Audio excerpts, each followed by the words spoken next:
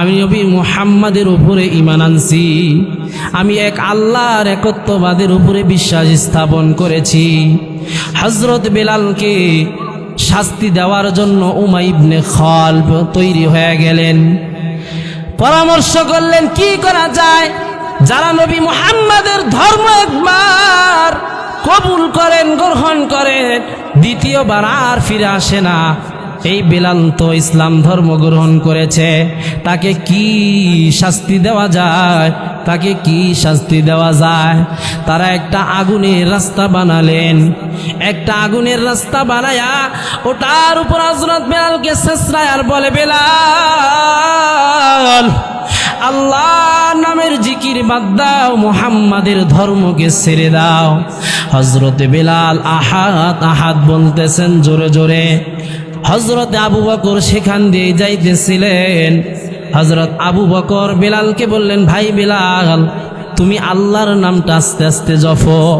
যদি আল্লাহর নামটা আস্তে আস্তে বলো, হতে পারে তুমি কম জপার কারণে, কম বলার কারণে তোমার শাস্তি কমে যাবে। হযরতে বেলালকে এই উপদেশ দিয়ে আবু বকর চলে গেলেন। যখন আবু বকর পুনরায় ফিরে আসতেছিলেন, আবু বকর দেখতেছেন হযরতে বেলাল আরো জোরে জোরে বলতেছেন, কুল হুয়াল্লাহু আহাদ, আল্লাহ তাআলা এক, তার কোনো শরীক নাই, তার কোনো শরীক নাই। হযরত বেলালকে রাগান্বিত হয়ে আবু বকর বললেন, এই বেলাল, তোমাকে বলেছিলাম তুমি আস্তে আস্তে আল্লাহর নাম জপো, তুমি এই শাস্তি থেকে মওকুফ পাইবা। হযরত বেলাল আবু বকরকে বললেন, আবু বকর আপনি রাগ করবেন না, আমার আল্লাহ তাআলার রহমত এই শাস্তির থেকে অনেক বেশি। আল্লাহর শাস্তি থেকে আমার আল্লাহর রহমত অনেক বেশি। আমি আস্তে আস্তে আল্লাহর নাম জপতে পারবো না। তাদের ইমানের আলো ছিল কেমন, আমাদের ইমানের আলো কেমন হয়েছেন। সম্মানিত উপস্থিতি, এখন আমরা কোনো জায়গাতেই কিনা নিরাপদ নয়।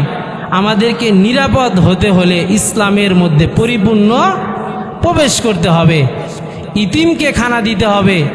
আমার আপনার রসুল ইতিম ছিলেন, আমার আপনার পয়গম্বর ইতিম ছিলেন। ইতিম ছিলেন কিনা? ধন দৌলতের অনেক লালসা তাকে দেখাইছেন, সে ধন দৌলত গ্রহণ করেন নাই।